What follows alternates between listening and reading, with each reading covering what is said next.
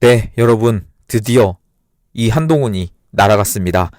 여러분, 기뻐하셔도 됩니다. 제가, 어제 라이브 할 때도 우리 같이 하시던 분들이랑 국민의힘 경선 결과를 같이 보면서 여러분들과 함께 기쁨을 나눴는데요.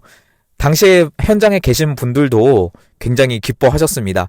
사실 그 이재명 사건도 그리고 파기환송도 나와서 그때 한시름 났다 하신 분들도 계시고, 물론 이게 완전한 승리는 아니죠. 당연히 탄핵 인용이라는 큰 사건이 있었고 우리가 많이 지쳐 있었던 그런 상황에서 파기환송이라는 결정도 있었고요. 그리고 어제 또 한동훈이 날아가서 당시 현장에 계신 분들도 굉장히 환호를 하셨습니다. 저와 같이 환호를 하셨습니다. 사실 그분들이 저도 그렇고요. 윤어게인을 외치는 그런 분들인데 김문수가 이겼다고 해서 기뻐한 게 아니에요. 그걸 오해하시면 안 되고요. 김문수가 이겨서 기뻐한 게 아니고 한동훈이 날아가서 기뻐한 겁니다. 그렇죠. 한동훈이 날아가서 사실 이 사람 아니었으면 윤석열 대통령님이 탄핵되지도 않았을 겁니다. 당시에 계엄 당시에 본인이 무슨 계엄을 막았다, 뭐 제가 계엄했습니까? 이런 말 하면서 아주 이재명과 악수를 하면서 다 끌어들여서 탄핵 소추안을 통과시켰던 사람이 바로 한동훈이죠. 네, 그렇기 때문에 여러분 이거를 저는 절대 용서를 앞으로도 할 수는 없을 것 같습니다. 네, 아무튼 간에 제가 이 표정입니다, 여러분. 제가 원래 영상이나 썸네일이나 이 사람의 얼굴을 넣을 때는 이재명도 그렇고요. 좀 이렇게 낙서식으로 해서 얼굴을 가리는, 왜냐면 저도 보기 힘들거든요. 여러분들도 그렇겠지만 여러분들의 눈과 저의 눈을 좀 배려를 해서 이렇게 좀 가렸었는데 오늘만은 보겠습니다. 왜 보냐? 바로 이게 경선이 결과가 나올 때, 개표가 완료가 돼서 경선 결과가 나올 때 이 사람의 표정입니다. 그렇기 때문에 네, 여기 오늘 마지막으로 보도록 하겠습니다. 네, 이 사람이 이제 일반인이기 때문에요. 그냥 막 말합니다. 이제 일반인이잖아요. 그쵸? 뭐 없습니다. 네, 그렇고 여러분 그리고 당심에서 이제 당원이랑 이제 여론조사 뭐 이런 걸로 5대5 이렇게 했는데 당심에서 무려 22%포인트를 앞섰어요. 김문수가.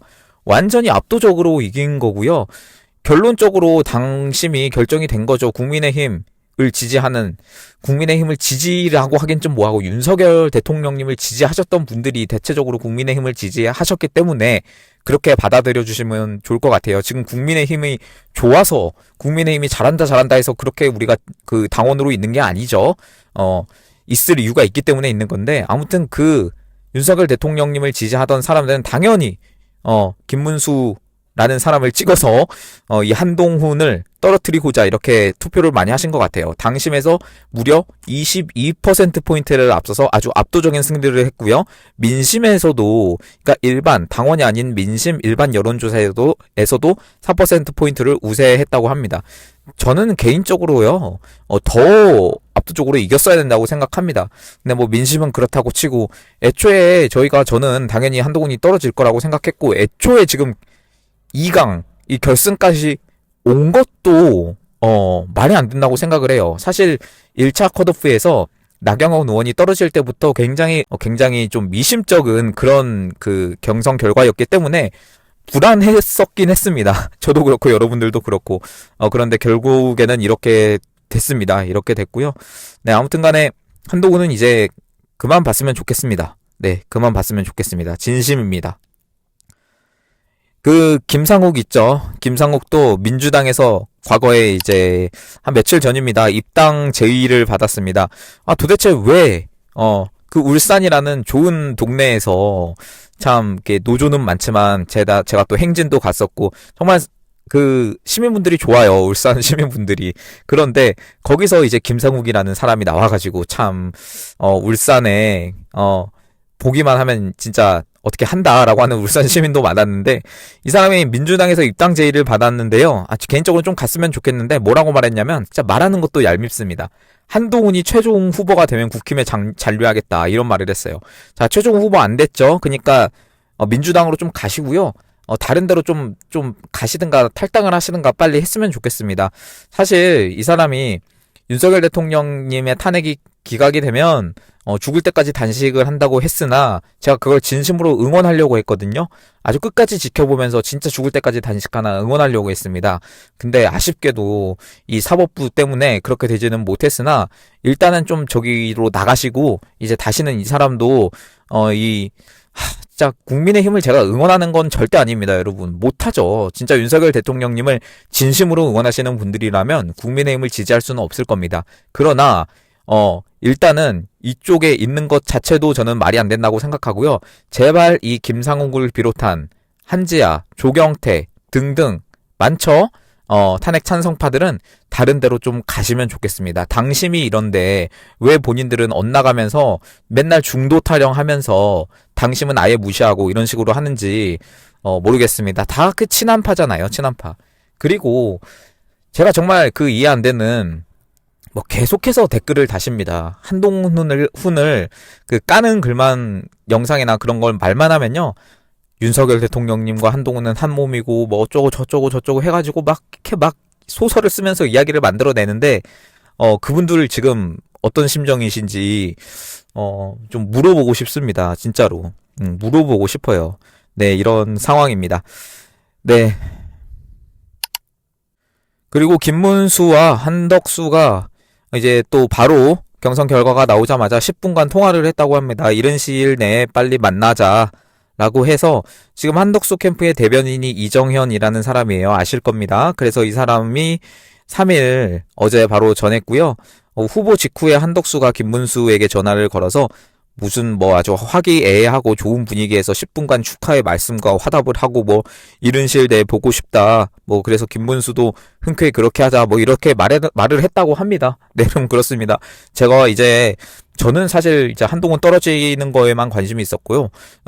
그리고 한덕수의 개헌안에 대해서 여러분 좀 애매하신 분들은 제가 지난 영상에서 올렸는데요. 그거를 보고 여러분들도 한번 직접 판단을 해보시는 게 좋을 것 같아요.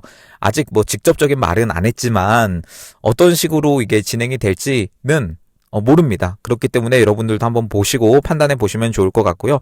저는 오늘 메인으로 전해드릴 내용이 있습니다. 바로 트럼프 대통령과 미국 쪽의 소식입니다. 네, 한번 보겠습니다. 트럼프 대통령이 어제 이런 사진을 올렸습니다. 굉장히 좀 뜬금없기도 하고 사실 무슨 의미가 분명히 있어 보이는데 트럼프 대통령이 사실 그냥 아무 말이나 하고 무슨 아무 사진이나 올리고 그런 식으로 언론에서 매도를 해버리지만 그렇지는 않거든요. 사실 알고 보면 트럼프 대통령의 책을 읽어보고 트럼프 대통령이라는 사람에 대해서 제대로 좀 파보신 분들은 절대 그런 사람이 아니라는 것도 아실 겁니다. 근데 이런 사진을 올렸어요. 교황 옷을 입고 손가락을 이렇게 위로 올리는 우리 윤석열 대통령님이 관저에서 나오실 때 이런 또 포즈를 취하셨는데 아시는 분은 아실 겁니다. 이게 공식 계정이에요. 심지어 트루스 소셜이라는 그 플랫폼의 공식 계정인데요. 이게 교황 옷을 입고 이렇게 이렇게 AI로 만든 건가요? 네, 이런 식으로 사진을 올렸는데 여러분 이게 사실 그 시기가 있잖아요. 교황이 죽은 지가 얼마 안 됐는데 또 교황을 따라하는 그런 사진을 올린 것 자체가 이제 무슨 의미인지 알 수는 없습니다.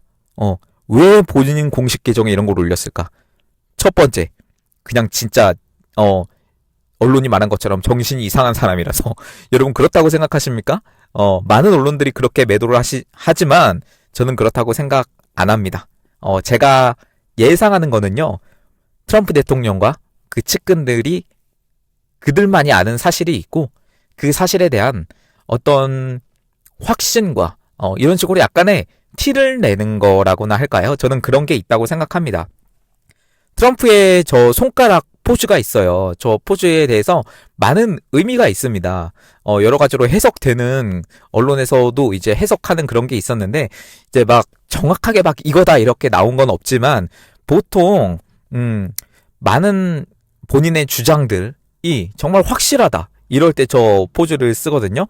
심지어 이것이 교황이 죽은 지가 얼마 안 된 시점에서 이런 사진을 올렸다라는 게 여러분 어떻게 느껴지십니까? 뭐 우리가 그냥 장난 삼아서 이제는 너무나 많이 말을 했지만 막 큰 거 온다 막 이렇게 말을 했지만 제가 이 사진 가지고 뭐 큰 거 온다 이런 말씀을 드리는 건 아닙니다. 그러나 저는 트럼프 대통령만이 분명히 알고 있는 어떤 게 있을 것이고요. 그것이 다가온다라고 트럼프 대통령도 알고 있을 거라고 생각합니다. 우리는 그냥 단순하게 볼 때, 미국 제발 좀 도와주세요. 미국 좀 와주시고, 우리 윤석열 대통령님 좀 구해주시고, 대한민국을 좀, 지켜주세요. 이런 마음을 가지고 있지만, 사실 우리가 단순히 볼 때는, 그런, 마인드를 가질 수 있지만, 이 내막을 다 알고, 그 뒤에 있는 세력이나 뭐 그런 것들을 다 이제 파악하고 있는 트럼프 대통령 입장에서는 또 어떤 마음을 가질지 그런 부분도 예측이 될 수는 있겠지만 사실 우리가 다 예측을 하기는 쉽진 않은 거죠. 네, 그렇습니다.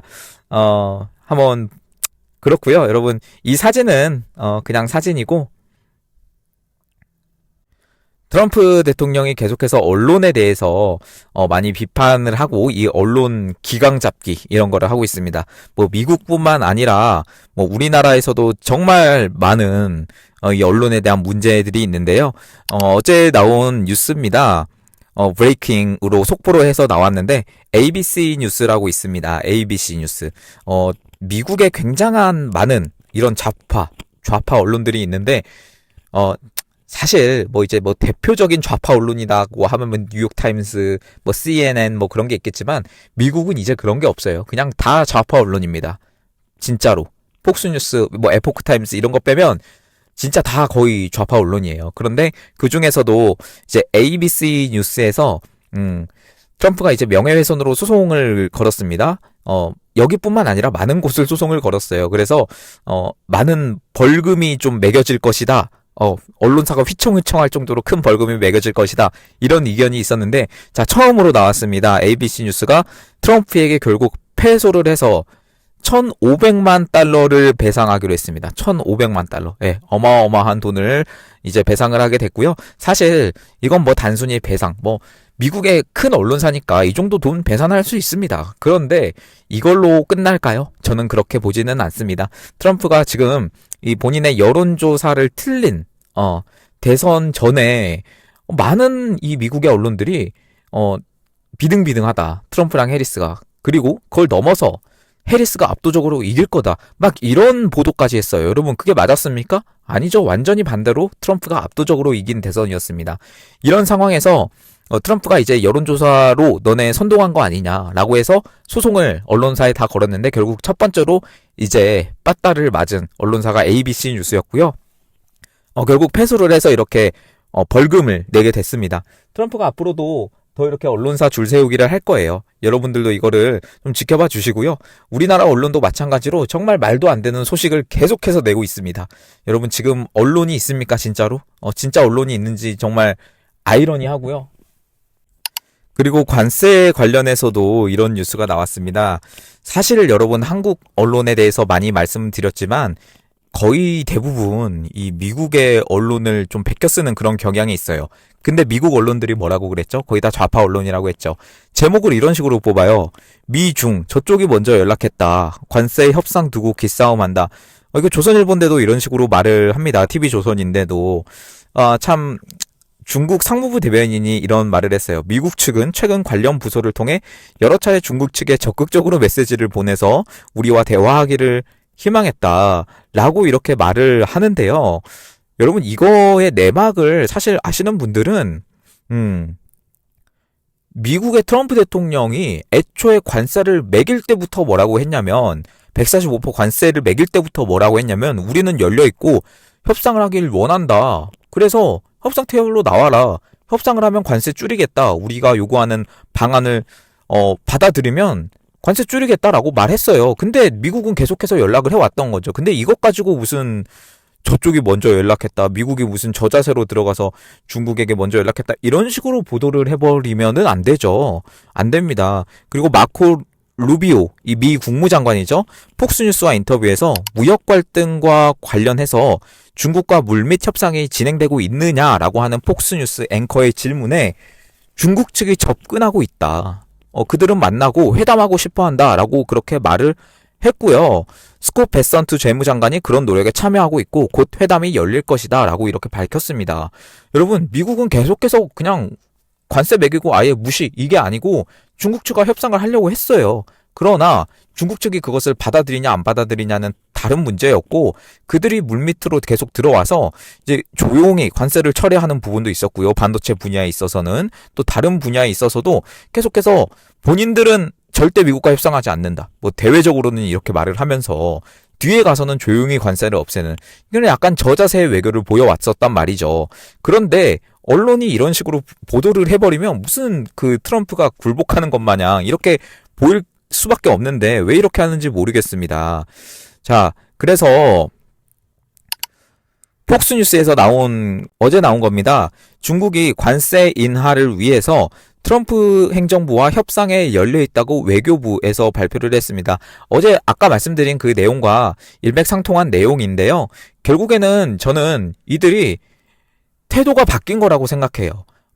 공개적으로는 어떤 식으로 말을 했냐. 방금 말씀드렸다시피 미국과 절대 협상은 없다. 우리는 계속해서 버틸 것이다. 이런 식으로 말을 했으나 막상 뒤에서는 그 IMF 총재나 이제 세계은행 관련한 그 회의가, 각국의 재무장관들의 회의가 열렸었죠. 그 최상목과 안덕근이 미국에 갔을 때도 그 회의 때문에 처음에 참석을 한 겁니다. 근데 그때 미국 재무부에 이 중국 측 고위 인사들이 들어가는 사진이 찍혔다는 거죠. 그들은 부인하고 있었으나 이런 식으로 계속해서 연락을 하고 있었고, 네, 그렇습니다. 여러분들, 과연 이게 누가 굴복한 건지 참 이런 식으로 제대로 보도하는 데가 폭스뉴스밖에 없는 것 같습니다. 고든창 이분도 좀 워딩을 뭐 항상 이렇게 좀 충격 뭐 이런 워딩을 쓰고 뭐 되게 그렇지만 이런 식으로 말을 했어요. China is done. This is Trump's world now. 그러니까 중국은 끝났다. 이제 이곳은 트럼프의 세상이다. 이런 식으로 고든창이 메시지를 남겼습니다. 이게 어떤 발표가 나오고 나서 이렇게 한 거냐면, 그 위에 폭스뉴스에서 중국이 트럼프 행정부와 협상을 하겠다라고 이렇게 나설 때부터 이제 고든창이 말을 했습니다. 저는 조만간 이제 더 많이 항복을 할 거라고 보이고요. 지금 많은 곳에서 나오는 찌라시가 있습니다. 여러분, 찌라시, 이건 그냥 찌라시에 불과한데요.